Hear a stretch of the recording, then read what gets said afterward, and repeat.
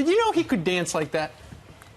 We all have our hidden skills. I think Sean Spicer's having a better week than Joe Biden, frankly. Well, that's very good transition to the real world. First off, by the way, Sean Spicer, is this the finals yet? Or is he? It's a couple of weeks. That was the first person eliminated last night. Well, he's just about there, right? Season 28, Brian. Have you missed the other 27? Yeah, okay, we'll see what happens. All right, first off... Why am I over here? Yeah, you can go a little bit closer. Does everyone move over a little closer? I'm so excited. I'm just not standing on the north lawn. I know. On the curvy couch. Right, and no one's mowing the lawn behind you. The president's got a speech today. Remember last year he talked about America first, and a lot of people in the audience didn't necessarily embrace that. What's going to be his message now? But the president's talking about America first does not mean America alone. That's very clear. But he's a big fan of sovereignty and independence for nations, and he respects the sovereignty and independence of other nations. But he will always put the policies and the priorities of America, America's people, American interest first. Look what he's been able to do, though, across this globe in such a short time, getting some of those NATO members to cough up more of the dues that they just looked the other way for years and didn't pay their fair share. He's trying to denuclearize the Korean Peninsula. He's trying to bring peace and prosperity to other nations if they're willing. Yesterday he had a series of bilateral meetings, one after the other, following the first of its kind speech on religious freedom, the first president of the United States ever to address the United Nations and call a meeting on religious freedom. That was incredible, and people really appreciated that. Today, the president will give an address. I've seen it. It's very powerful. And he will, of course, no surprise, talk about China, talk about Iran.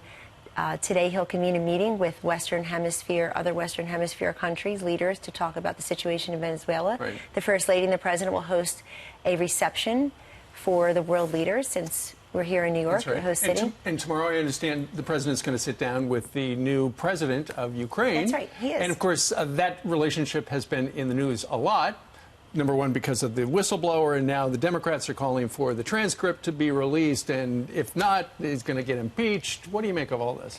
The same people who invented the Russian hoax and wasted tens of millions of dollars in taxpayer money and all of our time for about 2 years to come up with absolutely nothing. They tried with Michael Cohen, they tried with John Dean, they tried with Bob Mueller himself, the Mueller report. They couldn't even take hundreds of pages of a Mueller report and find anything to indict or impeach the president, and now they're inventing this. I've seen people on TV for the last day and a half, couple of days, Steve, say things they don't possibly know could be true, completely unverified. Like what? The president pressured him 8 times to investigate Joe Biden. How do they know that? Based on The Washington Post, New York Times. Based on the third-hand account from a whistleblower now, who everybody is now saying doesn't even have first-hand information. But it's the presumptive negativity that is always trying to cloud this presidency and get in his way. And I will say this. The president had a congratulatory call with the newly elected president of Ukraine. He won in a landslide based on his anti-corruption agenda. And the president is very happy whenever somebody is elected on an anti-corruption agenda. He went to Washington to drain the swamp. They got their aid. And yes, Joe Biden is relevant here. You know why? Because 1 year after leaving the vice presidency, 1 year, he was before the Council on Foreign Relations, pull the tape sometime, bragging about threatening to withhold $1 billion. Well, and let me just say, yes, I would like to see that. I would everybody see the tape, because it's actually evidence. It's not coulda, shoulda, what's in the call, what's in the transcript. We see it right there. Why is it relevant? Because 1 year after being vice president, Joe Biden bragged to the Council on Foreign Relations audience, and he said that President Obama was in on the threat also. He bragged, he's like, I got about 6 more hours here. You got 6 more hours. I'm going to withhold $1 billion in loan guarantees, and it would have thrown Ukraine into insolvency, potentially. And he threatened them. He said, unless you fire the prosecutor, you're not getting your $1 billion in loan guarantees. Let's play the tape. I was supposed to announce that there was another $1 billion loan guarantee.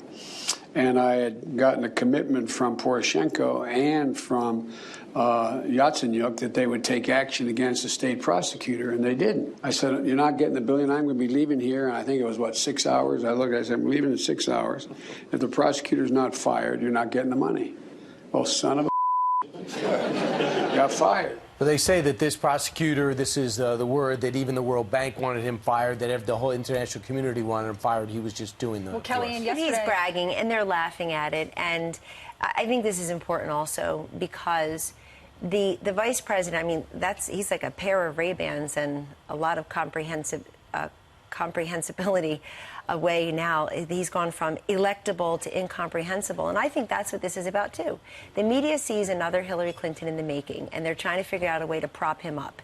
He's gone in just a short month from the most electable is going to beat Donald Trump, which is never true, always a fiction, to he can't even beat an angry socialist like Elizabeth Warren in the polls in Iowa. So they're worried. They're running scared. They're 4 months away from the first votes in the primary. They're running scared. You know, yesterday we played a clip of Steve's son, Peter Ducey, asking him, did you ever talk to your son, Joe Biden? He said, did you ever talk to your son, Hunter, about his dealings with Ukraine? He said, no, we never talked about it.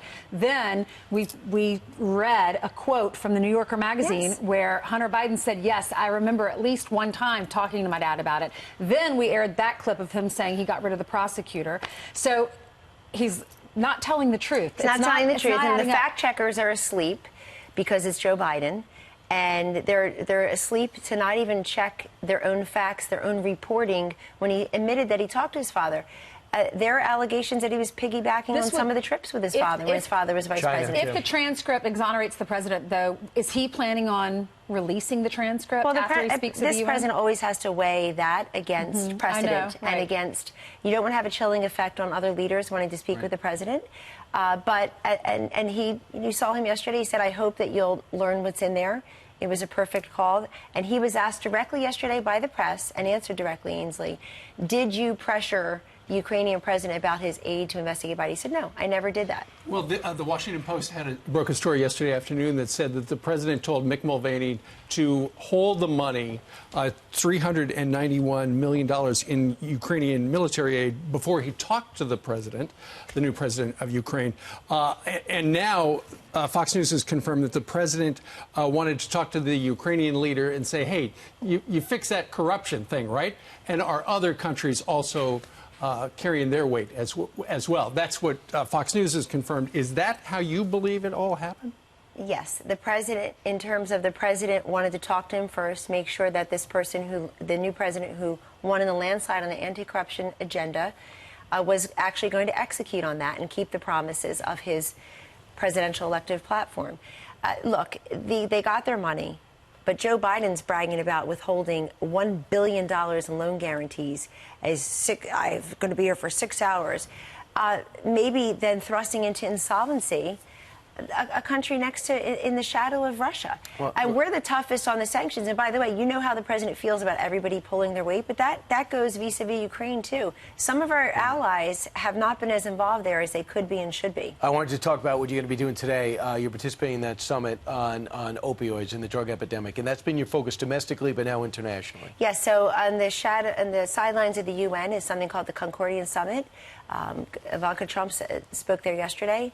Amazing speech, and today I'll be there with people from the State Department and our acting director of the DA, but also our private sector partners, and they will be taking a pledge, a call to action.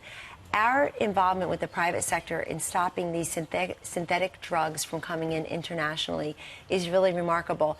Google will be there, Leidos will be there. We've got other private sector partners who are coming, and they've been terrific, Brian, because we are trying to show the private sector how to track the money, the movement, the manufacturing, and the marketing of illicit drugs in otherwise legitimate supply chains, your delivery system, your factory apparatus, for example.